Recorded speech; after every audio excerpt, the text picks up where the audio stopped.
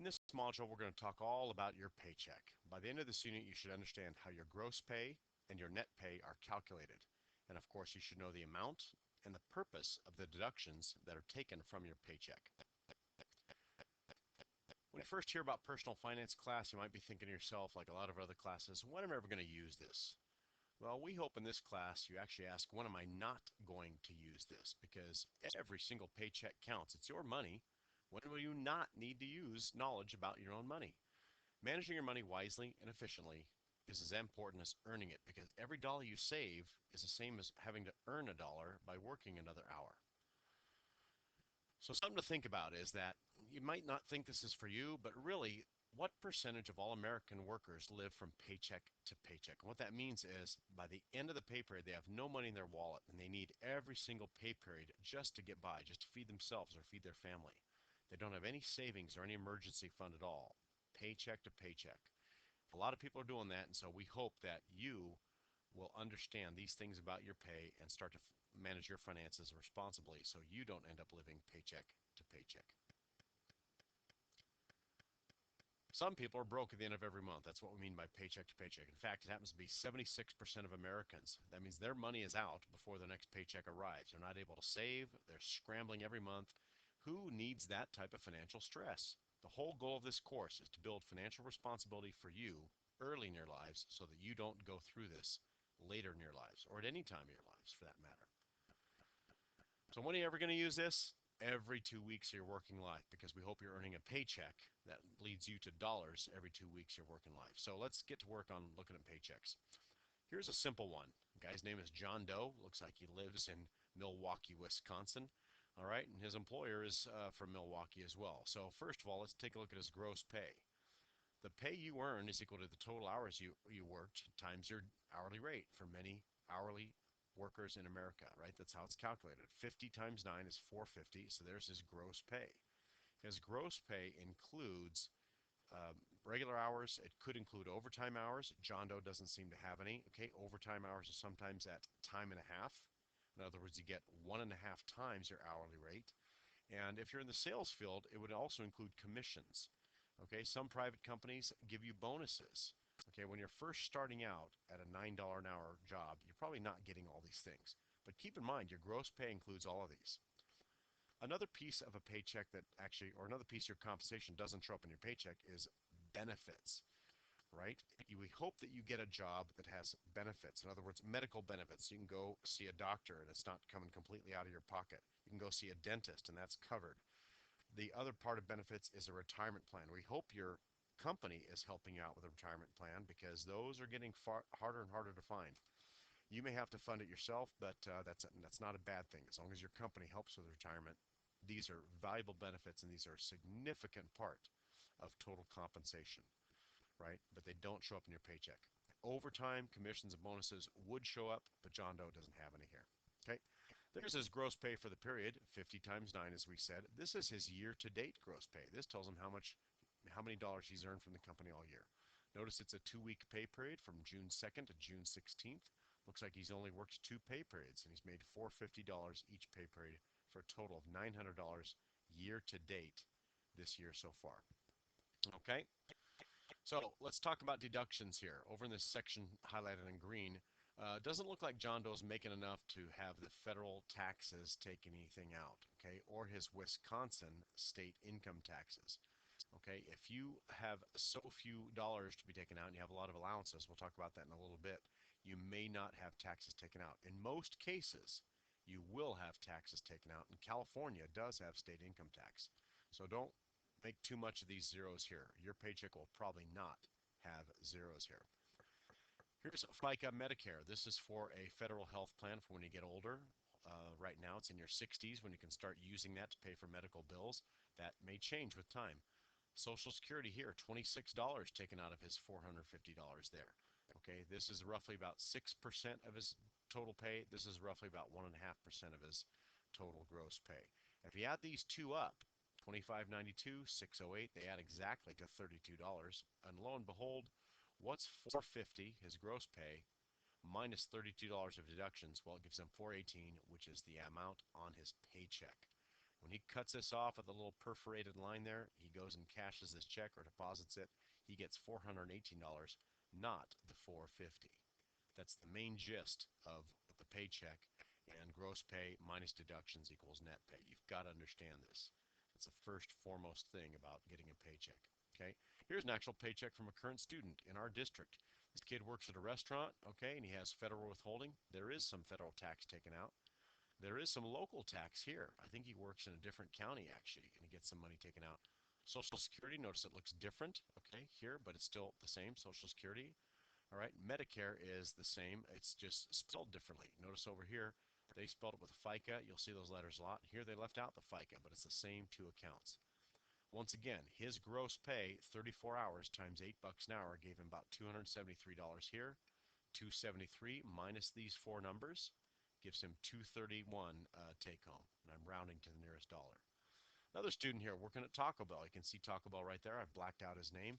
He makes $8 an hour times 16 hours, so he makes $120 or $128.80.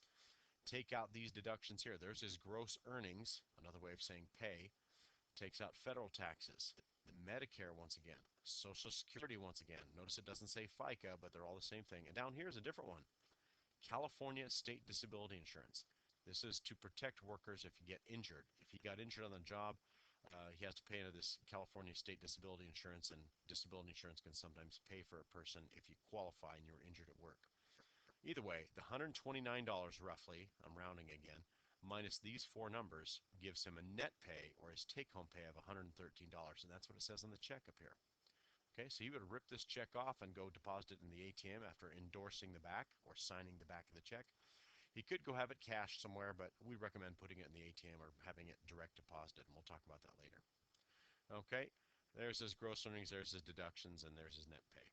Okay, so let's talk about those deductions a bit more, right? FICA is Social Security and Medicare. These are already determined. Social Security is a federal retirement plan. Again, when you're in your 60s, you should be able to access that if you've paid enough money into it. It's about 6.2 of your gross pay up to a certain amount. But for young people, you're not going to get close to that amount. So it's going to be 6.2% of your total pay, right? Medicare is about 1.45%.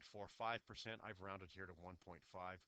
Okay, and these are two big deductions that go into a federal fund that should help you later in life if it's still there for you.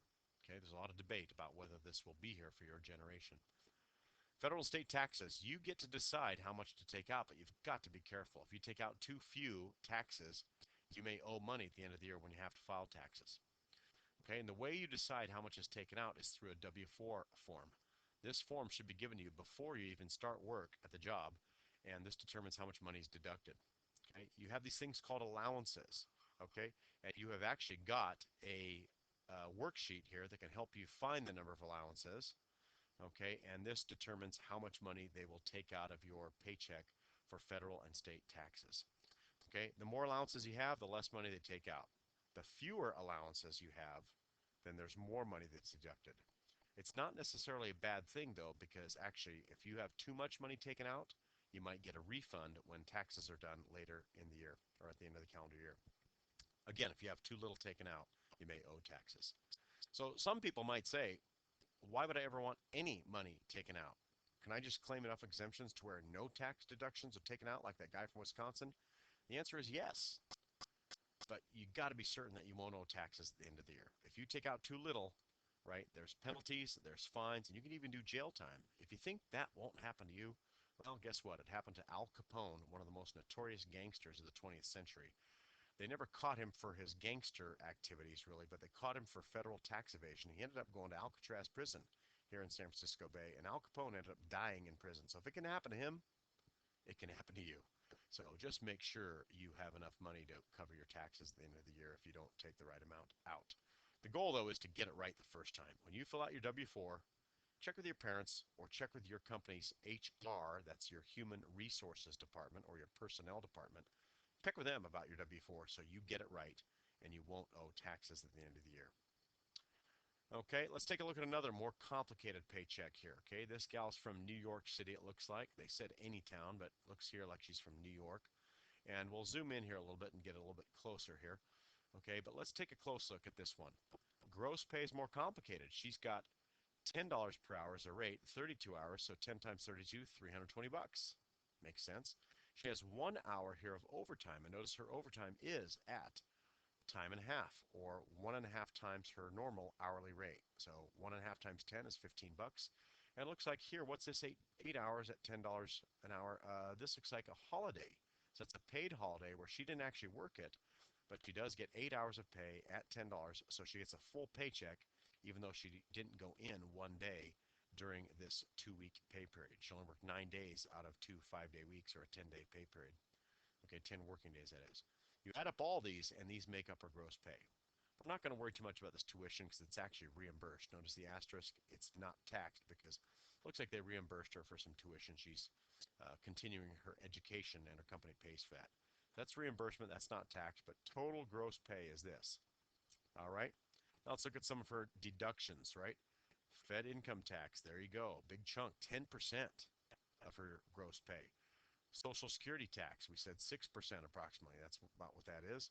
Medicare tax shows up again. It doesn't have those FICA letters, but they are FICA, okay? Medicare, as we said, is about 1.45%. Here's her state income tax for the state of New York, a significant chunk. And notice New York City's got a local income tax. Most cities don't, but some high-tax cities do. Watch out for that if you live in New York. San Francisco is another high-tax city, so watch out for that. 60 cents is a small amount, but you should understand here that SUI is state unemployment insurance.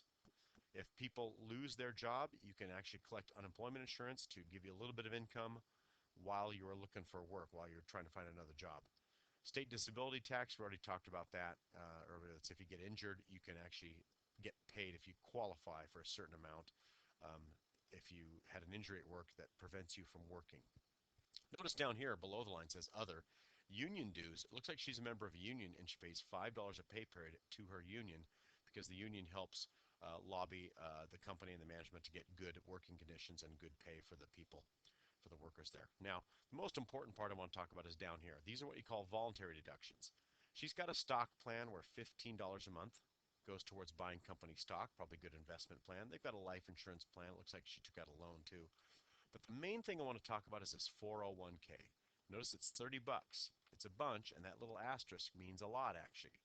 This is excluded from her federal taxable wages because she's volunteering to take out about 30 bucks here, $29, out of her gross pay, and this goes into her retirement fund.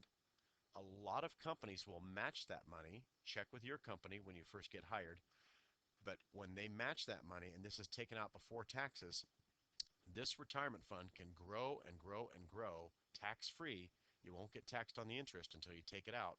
But by the time she takes out money that goes into this 401k plan, she'll be so old and retired that she won't have a huge tax burden, and where those taxes will be minimal.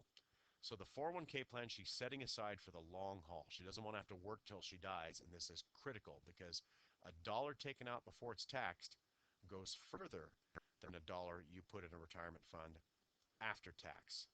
So here's her net pay, right? Gross pay minus all these deductions. There's a lot of them. I noticed the cut, right? 450 some dollars down to 274. There's a lot of deductions there. But these voluntary ones, I think, are pretty smart because she's setting aside money for retirement, and that money's going to grow with time to where hopefully she can retire at a nice age and have a nice retirement life for herself. So watch for those 401k plans. You do have Social Security, but it may not be there for every American. So you got to take care of yourself and plan on a 401k or a 403b. We'll talk about that in our retirement unit later. Okay, so what are the keys to your financial success with your paycheck? Pay attention. A lot of people don't. It's your money. Know what you earn and know where it goes. Obviously, you need to have a plan. Know how much to spend, and don't waste your hard-earned money. We're going to talk about that in the next two units here, next two modules. And of course, pay yourself first. If you start saving money now, like she did with that 401k plan, or if you just take money out of your net pay and put it into a savings account, it can grow over time for a future retirement plan, okay? You've got to follow these three steps to make sure that you're maximizing the use of your money so that you can let your money work for you. All right, so we're at the end of this unit. Okay, there's a little pop quiz there for you, and that should do it. Thank you for listening.